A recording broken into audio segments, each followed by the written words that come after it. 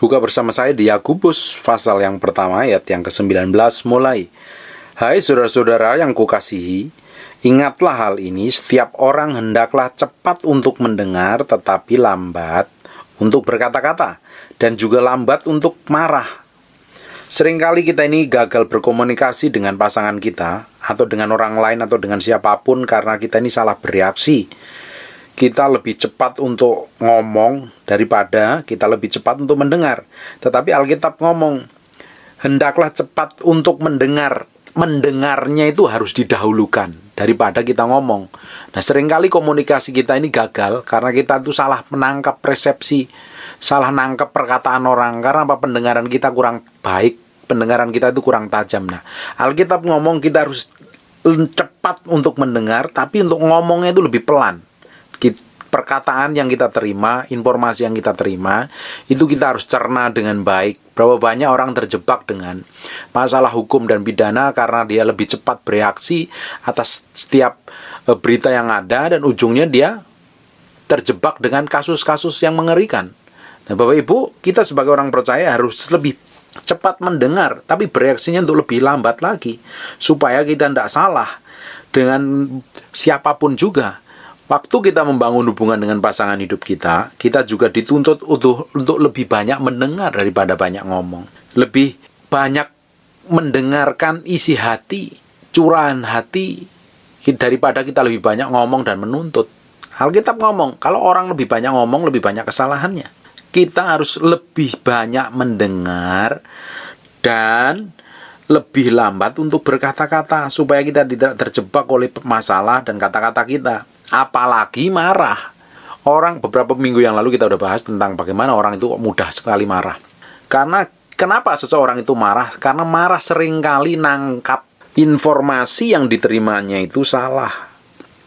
Beberapa orang dikendalikan emosinya, dikendalikan oleh amarahnya, sehingga dia hidupnya menjadi biang keributan di mana-mana. Dikuasain emosinya, dikuasai egonya. Di ayat 20, sebab amarah manusia tidak mengerjakan kebenaran di hadapan Allah. Kenapa orang bisa marah? Kenapa orang itu gampang meledak dan marah? Karena dia menangkap, mudah bereaksi. Kita kemarin sudah bahas, ketika kita menangkap masalah atau menangkap reaksi dari orang lain atau siapapun juga, terutama pasangan hidup kita tuh harus lebih banyak tenang. Kalau kita bereaksinya salah, nanti pernikahan kita tidak membawa kepada kebahagiaan, ujungnya seperti neraka. Nah, harusnya kehidupan keluarga kita itu mencerminkan kerajaan surga yang turun ke bumi.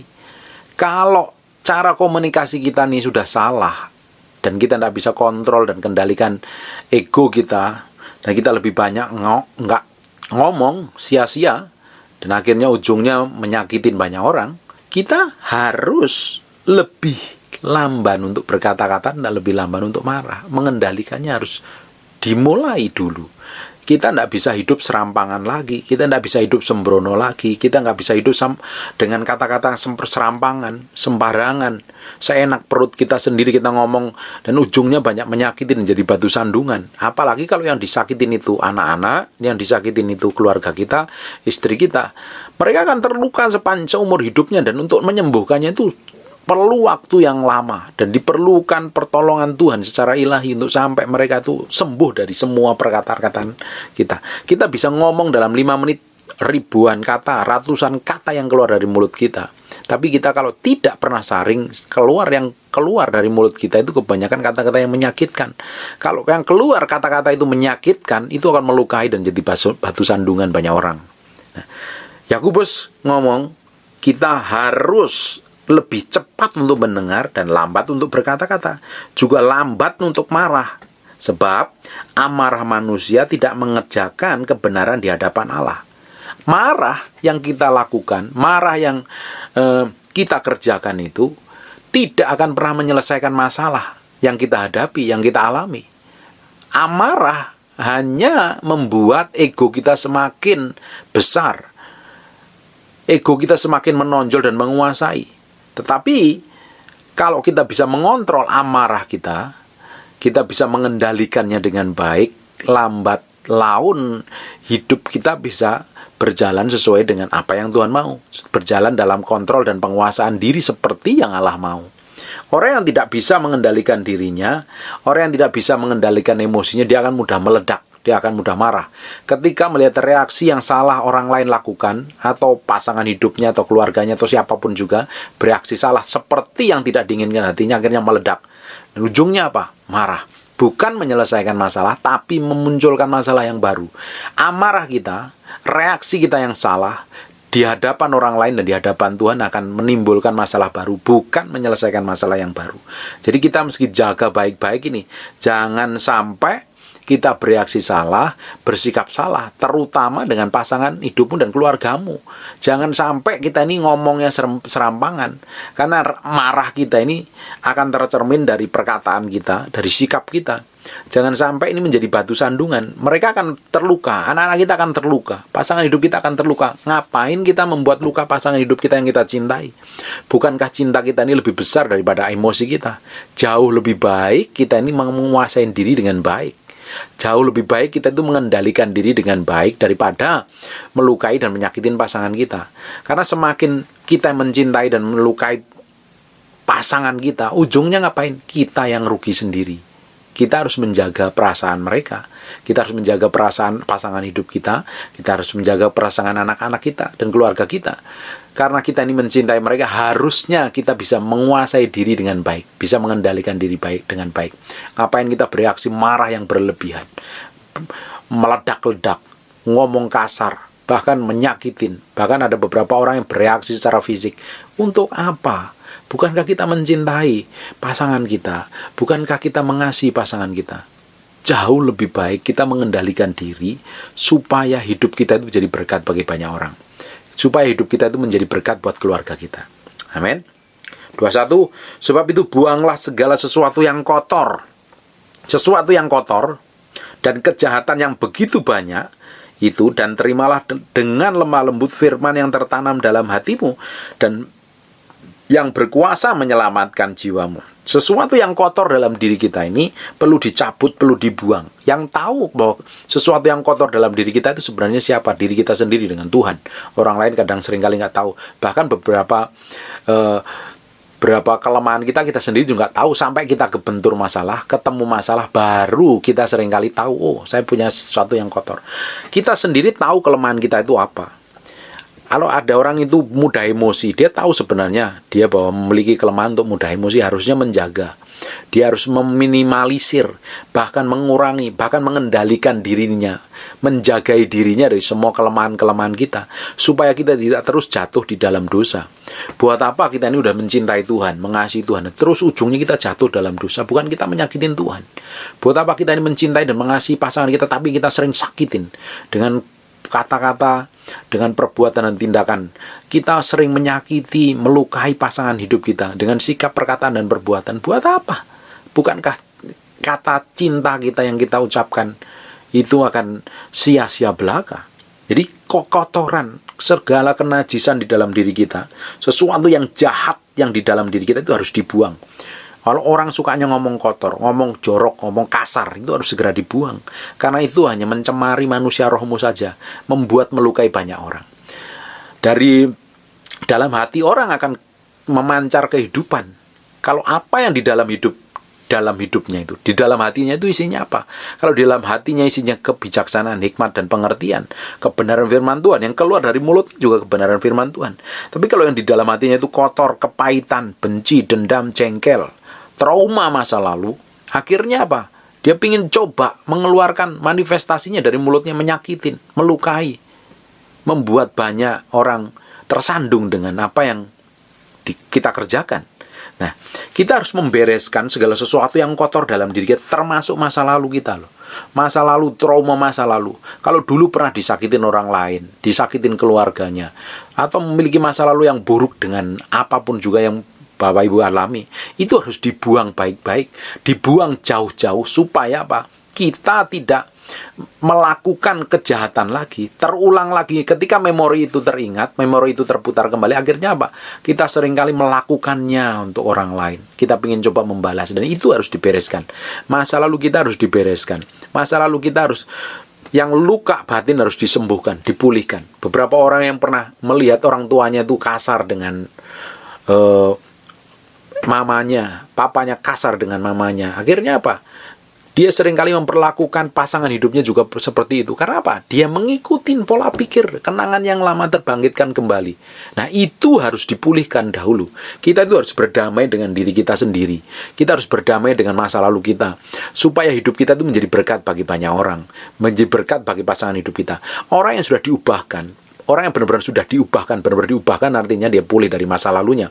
Tidak memiliki trauma, tidak memiliki luka batin, tidak menyimpan kesalahan masa lalu, kesalahan orang lain tidak disimpan, hidupnya akan bebas, hidupnya akan merdeka, hidupnya akan menjadi berkat bagi banyak orang. Menjadi orang yang dipulihkan itu sangat menjadi berkat bagi banyak orang lain. Kalau menjadi suami, kalau suami sudah dipulihkan, dia akan menjadi figur bapak yang baik, figur suami yang seperti Yesus Kristus Tuhan. Kalau jadi istri pun sama. Kita ini suami istri harus menjadi contoh realita kehidupan Yesus untuk anak-anak kita, bahkan untuk keluarga besar kita. Kalau tidak, kita hanya mencerminkan menjadi kaki tangannya setan saja. Apa yang kita katakan itu seperti kata orang dunia, perbuatan kita tidak jauh sama orang dunia, percuma saja. Kalau kita ini benar-benar sungguh mencintai Tuhan, mengasihi Tuhan, memberikan hati kita di hadapan Tuhan sungguh-sungguh, kita harus benar-benar mengizinkan Tuhan membongkar sesuatu yang kotor. Kejahatan di dalam kita ini harus dibuang jauh-jauh. Kita harus menerima kebenaran dengan lemah lembut, firman itu terus di dalam hati sampai benar-benar memberikan, mengontrol, mengendalikan diri kita itu dengan baik.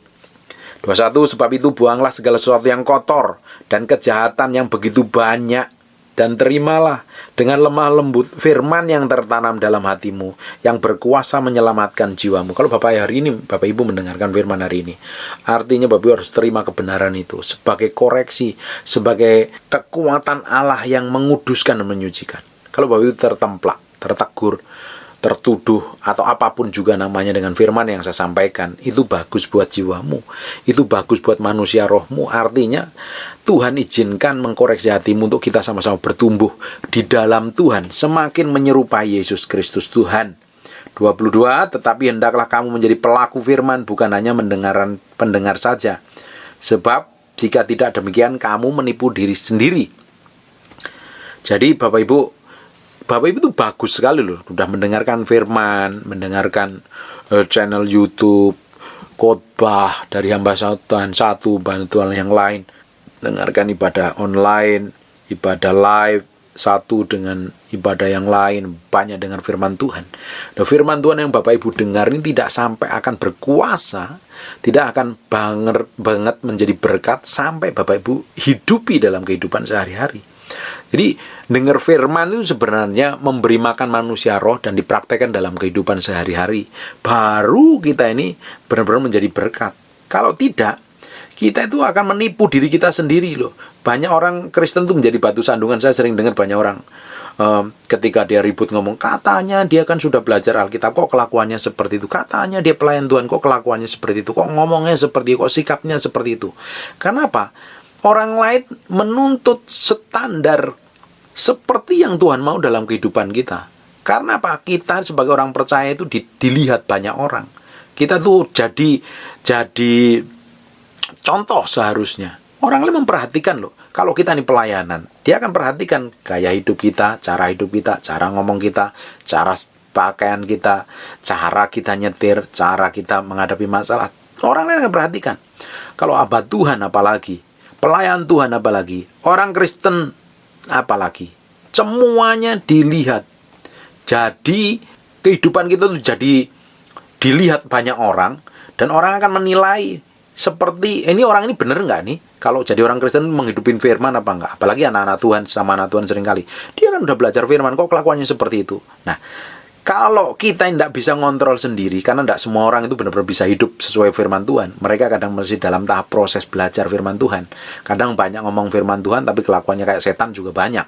Banyak yang ngomong tentang kebenaran, tentang mengampuni, tapi mereka sendiri penuh amarah dan sakit hati itu banyak. Nah, Kita sendiri harus bisa mengendalikan diri kita. Jangan sampai kita ini menjadi orang yang tersandung ngelihat kelakuan orang-orang yang melayani, atau hamba Tuhan, atau orang Kristen yang lainnya, atau siapapun juga, tidak seperti yang kita harapkan, tidak seperti yang kita inginkan.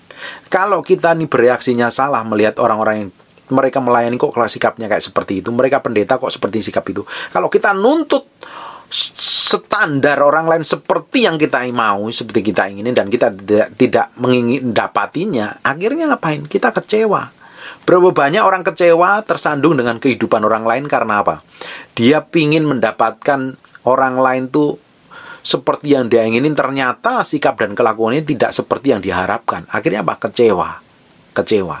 Nah, kita memang tidak bisa menuntut orang lain tuh bersikap, berkelakuan seperti apa yang Tuhan mau. Bagian kita apa? Menjaga hati kita, jangan sampai kita tersandung. Nah, kita sendiri yang sudah mengerti firman, mendengar firman, kita melakukan firman setiap hari, kita praktekkan dalam kehidupan sehari-hari, supaya hidup kita itu menjadi berkat bagi orang lain. Kita tidak bisa nuntut orang lain seperti yang kita mau. Kalau kita coba nuntut pasangan kita seperti yang kita mau, pendeta kita seperti yang kita mau, pelayan-pelayan atau hamba Tuhan seperti yang kita mau, atau sesama kita seperti yang kita mau, dan kita tidak dapatin, ujungnya kita kecewa dan sakit hati.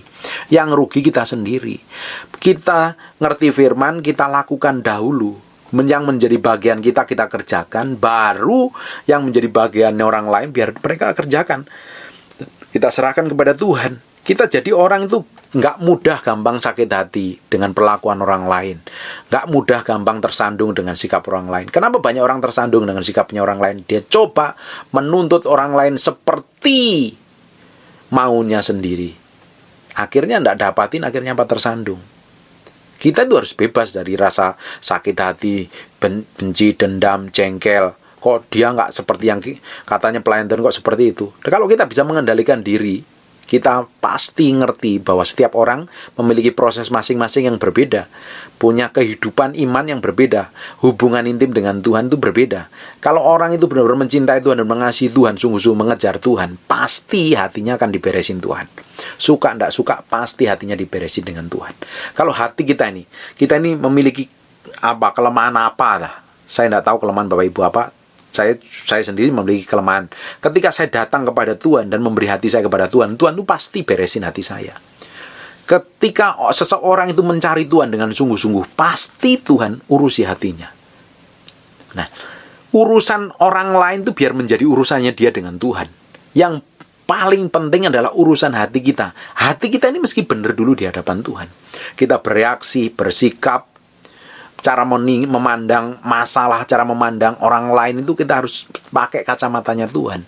Sehingga hidup kita tidak gampang kepahitan, tidak gampang tersandung dengan sikap dan kelakuan orang lain. Kita dahulu yang ngerti firman, yang harus melakukannya. Itu baru powerful. Baru kita menjadi orang yang powerful sekali. Memberi dampak, memberi pengaruh yang luar biasa untuk kemuliaan nama Tuhan. 23, sebab jika seorang hanya mendengar firman saja dan tidak melakukannya, orang suka dengar khotbah, orang udah diomongin harus mengampuni tapi tidak mau ngampuni, orang disuruh ngerem mulutnya jangan sampai gampang marah, gampang tersinggung, ngerem mulutnya jangan gampang bereaksi, terus pakai telinganya lebih banyak mendengar tapi tidak melakukannya, malah meledak-ledak kerjanya. Itu namanya seperti, sebab jika seorang hanya mendengar firman saja dan tidak melakukannya, ia adalah seumpama seorang yang sedang amati mukanya yang sebenarnya di depan cermin. Baru saja ia memandang dirinya, ia sudah pergi, atau ia segera lupa bagaimana rupanya. Percuma. Harusnya firman yang kita dengar, firman yang kita seringkali baca, itu kita jadikan cermin, kita mengaca terus. Kalau tidak sesuai dengan keinginan hati kita, itu artinya ada perlu yang dibereskan. Hati kita harus perlu diluruskan kembali, hidup kita harus diluruskan kembali. Firman itu adalah cermin, dan kita harus mempraktekannya dalam praktek kehidupan sehari-hari. Firman yang kita dengar, kita coba praktek lakukan. Bukan dengan kekuatan kita, tapi dengan kekuatan Tuhan. Baru hidup kita itu real manifestasinya mencerminkan kemuliaan Tuhan. 25, tetapi barang siapa meneliti hukum yang sempurna, yaitu hukum yang memerdekakan, artinya firman Tuhan, dan ia bertekun di dalamnya, sudah meneliti, benar-benar menggali firman Tuhan itu, terus menyelidikinya dengan tekun di dalamnya. Jadi bukan hanya mendengar untuk melupakannya, tetapi sungguh-sungguh melakukannya, ia akan bahagia oleh perbuatannya. Orang itu pasti diberkatin Tuhan. Orang yang menyelidiki firman Tuhan, mencoba mempraktekannya di dalam kehidupan ini, pasti orang itu berbahagia. Kenapa orang nggak berbahagia? Karena dicoba melakukan sesuatu hanya untuk menyenangkan orang lain. Kalau tidak, coba menuntut orang lain seperti yang diinginkan hatinya, akhirnya mah kecewa. Kalau kita ini coba menyenangkan orang lain dengan kekuatan kita, itu akhirnya ujungnya kita kecewa dan capek, lelah. Berapa banyak orang berusaha menyenangkan orang lain, nah akhirnya apa? Menderita sendiri, susah sendiri. Tapi kalau kita ini menyenangkan Tuhan, hidup kita pasti menyenangkan orang lain. Kita tahu tujuan hidup kita dipanggil itu seperti apa. Bapak Ibu, panggilan hidup kita menjadi serupa segambar dengan Yesus Kristus Tuhan. Panggilan utama hidup kita adalah menjadi serupa segambar dengan Yesus Kristus Tuhan. Panggilan kita bukan untuk bersaing dengan orang lain atau menyenangkan orang lain. Kita senangkan Tuhan dahulu. Kalau kita ini sudah berjalan seperti yang Tuhan mau, di jalurnya Tuhan, di tracknya Tuhan, otomatis orang itu pasti suka dengan apa yang kita lakukan. Karena apa? Hidup kita sudah menyenangkan Tuhan. Kalau hidup kita ini menyenangkan Tuhan, apalagi mengasihi Tuhan, mencintai Tuhan, menjadi favoritnya Tuhan, pasti hidup kita menjadi berkat bagi banyak orang lain. Kenapa hidup kita tidak bisa menjadi berkat, malah jadi batu sandungan? Karena itu kita coba menyenangkan orang lain dengan kekuatan kita. Kita coba menjadi diri kita sendiri yang tidak berjalan sesuai dengan kebenaran firman Tuhan. Akhirnya melukai dan menyakiti orang lain. Ego, emosi, amarah yang mengontrol dan mengendalikan. Tapi percuma. Ujung-ujungnya orang seperti itu akan capek, lelah. Dan akhirnya bisa berujung pada kepahitan dan luka batin.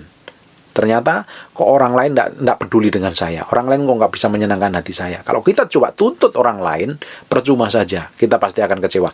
Kita tuntut pasangan hidup kita pun, kita akan menjadi orang yang gampang kecewa. Kita tidak bisa tuntut pasangan hidup kita itu seperti yang kita mau loh. Kalau kita coba tuntut pasangan hidup kita seperti yang kita mau, kita akan capek dan lelah. Ujung-ujung sakit hati.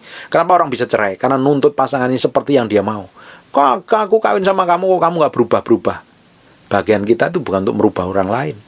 Panggilan kita bukan untuk merubah orang lain. Panggilan kita untuk menghidupin firman menjadi serupa segambar dengan Kristus Yesus Tuhan. Kita tidak bakalan bisa merubah pasangan hidup kita. Tidak bakalan. Sampai matamu biru, tidak akan berubah pasangan hidupmu. Izinkan Tuhan mengkoreksi, doain terus pasanganmu, biar Tuhan yang ubah hatinya. Kalau kita coba merubah pasangan hidup kita akan kecewa. Pasti akan kecewa. Berapa banyak pernikahan itu cerai karena dia coba merubah pasangan hidupnya dan kecewa, ternyata pasangannya tidak berubah-berubah seperti yang dia mau. Dia coba tuntut pasangannya, tidak bakalan. Bagian kita adalah melakukan firman kok. Beri contoh, jadi praktek kehidupan hari orang di sekitarmu akan melihat bahwa kalau hidup kita diubahkan Tuhan, hati kita diubahkan Tuhan, benar-benar diubahkan, berubah total. Orang di sekitarmu akan melihat bahwa kamu berubah dan mereka akan kena dampaknya, bahkan mereka akan mengalami diubah Tuhan secara pribadi. Amin. 26. Jikalau ada seorang yang menganggap dirinya beribadah, ada orang yang ngakunya beribadah, tetapi tidak mengekang lidahnya, rajin ibadah pagi, siang, sore, sehari 5 kali, tapi mulutnya jahat sekali, mulutnya sadis sekali, bahkan penuh dendam dan kepahitan. Ngomongnya tentang Tuhan, tapi kelakuannya tidak mencerminkannya, malah mencerminkan setan. Orang ibadahnya hanya ibadah rutinitas saja, tapi tidak memiliki hubungan dengan Tuhan, tidak bisa mengekang lidahnya, tetapi tidak mengekang lidahnya, ia menipu dirinya sendiri, maka sia-sialah ibadahnya. Bapak Ibu, kita harus ngerti sekali bahwa kita ini harus benar-benar bisa mengendalikan diri kita dengan baik. Percuma ibadah kita, percuma doa kita, kalau setiap kata-kata yang keluar dari mulut kita itu menyakitin orang lain, terutama pasangan hidupmu ini. Bertobat kalau seringkali ngomong kasar dengan pasangan hidupmu. Saya beberapa hari ini benar-benar tidak mau kehilangan pasangan saya, kehilangan istri saya. Dan ini saya terasa berat sekali. Karena dalam beberapa 2 minggu, hampir 2 minggu ini istri saya tuh pinggangnya agak sakit dan dia sering ngeluh sakit. Saya hampir beberapa hari ini tidak tidur. Saya doain tiap malam, hampir nggak tidur. Tuhan, jangan ambil pasangan hidup saya, jangan ambil istri saya Tuhan. Ini orang langka Tuhan. Saya nggak tahu kalau nggak ada dia, saya ini gimana nih Tuhan. Saya nggak mau kehilangan. Saya mau umur panjang bareng-bareng. Saya mau menghabiskan masa tua bareng-bareng dengan istri saya Tuhan. Berikan umur panjang, cabut semua kelemahan. Nggak tahu, kita belum cek ke dokter karena sakitnya di bagian pinggang sini dan di bawah perut. Saya nggak tahu sakitnya apa. Kita doain, kita berdoa tiap hari, berdoa minta kesembuhan mujizat. Saya nggak tahu, saya berdoa segera diangkat penyakitnya karena kita juga takut ke dokter untuk ngecek karena masih ada COVID seperti ini. Karena istri saya itu kan kondisinya kurang bagus. Saya tidak mau kehilangan pasangan saya. Dia terlalu berharga buat saya. Dia orang yang baik sekali. Menurut saya, dia the best sekali. Dia ngerti, dia tahu apa yang saya kerjakan. Dia mendukung semua yang saya kerjakan. It's powerful sekali. Saya tidak mau kehilangan. Dan tambah hari, saya merasa tambah mencintai. Nah, saya berusaha memberikan yang terbaik semampu saya, apa yang saya kerjakan untuk pasangan hidup saya. Saya tidak menyakitin. Nah, Bapak Ibu, kalau kita ini mencintai pasangan hidup kita, benar-benar mencintai pasanganmu ya, hati-hati dengan kata-katamu. Seringkali sikapmu dan perlakuanmu itu sering menyakitin pasanganmu loh. Katanya cinta, tapi sikap dan perlakuanmu sering menyakitin. Buat apa? Gunanya untuk apa? Bukankah dia yang menemani setelah pernikahan mungkin belasan tahun, puluhan tahun, sama-sama kita mencintai, hidup bareng, berjuang bareng. Buat apa kalau tiap hari disakitin, dilukai dengan kata-kata kotor, kata-kata yang merendahkan? Bukankah dia teman pewaris kasih karunia? Bukan dia, kalau dia suamimu, dia adalah pemimpinmu, dia otoritas yang Tuhan kasih dalam hidupmu.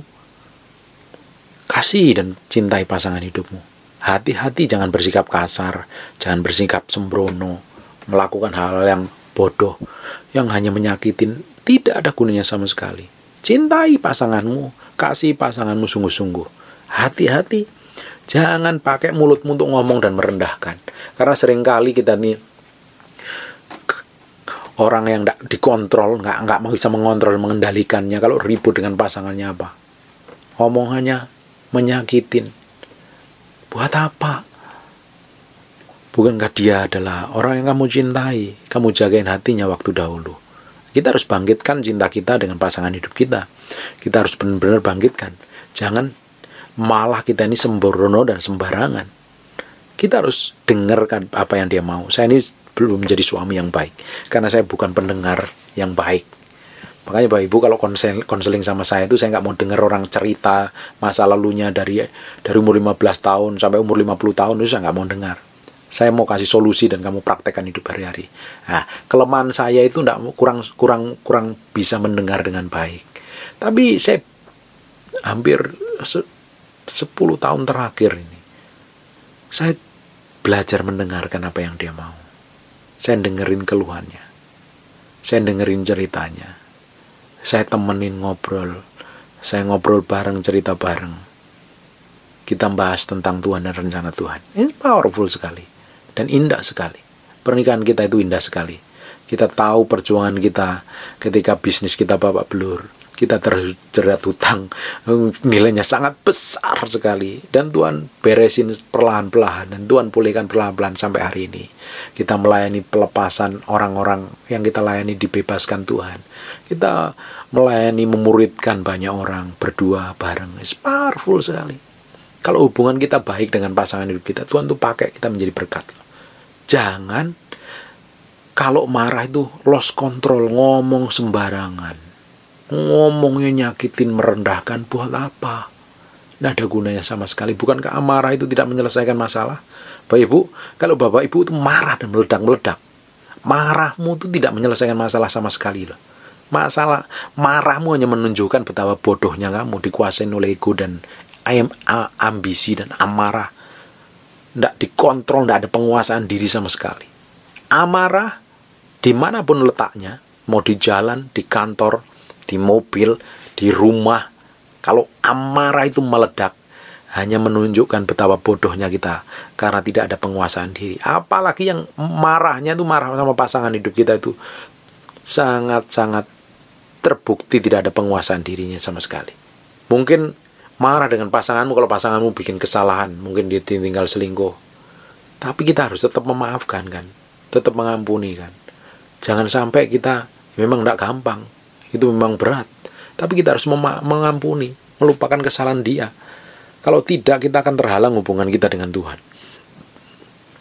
Risiko. Makanya sebelum nikah harus pikir-pikir dulu, nih pasangan ini benar dari Tuhan atau tidak.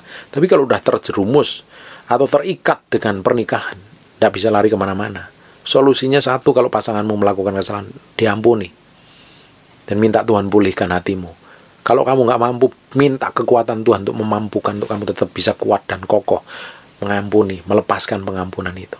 Kalau disimpan, tidak ada gunanya sama sekali. Hanya mendatangkan dosa saja. Hanya mendatangkan perpecahan. Tidak ada gunanya. Yang disakitin banyak orang. Sekali menikah, tidak boleh cerai. Apapun alasannya, tidak boleh. Mau pendeta bilang ada alasan ini tuh, tidak usah dipikirin. Bodoh amat, tidak usah dipikirin. Yang jelas sekali kita menikah untuk selama-lamanya, untuk kekal selamanya. Makanya kita mesti jagain, kita proteksi. Kita sendiri juga harus bertobat setiap hari. Kita ngerti pasangan hidup kita, kelemahan, kekurangannya, maunya, seleranya kita pelajarin. Terus kita bangun hubungan kita. Kalau tidak, kita tuh bisa ibadah hari Minggu ke gereja, tapi kalau geger dengan pasangan hidup kita itu percuma. Bohong.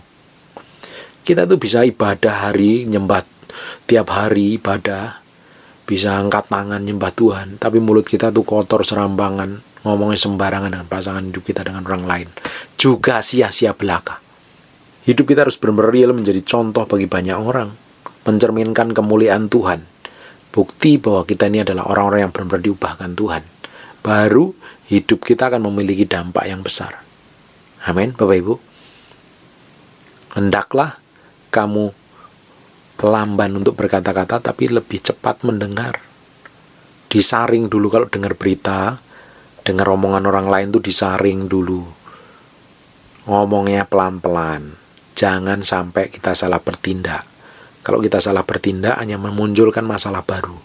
Apapun juga. Mau orang lain ngomong buruk, ngomong jelek, orang lain marah apa, marah, nuduh, fitnah segala macam. Dengerin saja. Dicerna dulu. Kalau yang buruk, jelek, tidak sesuai, buang. Kalau kita udah tenang, baru kita berkata-kata. Kita ngomong dengan baik. Supaya apa? Kalau kita buru-buru bereaksi, kalau kita salah, hanya mendatangkan masalah baru. Yang rugi adalah diri kita sendiri.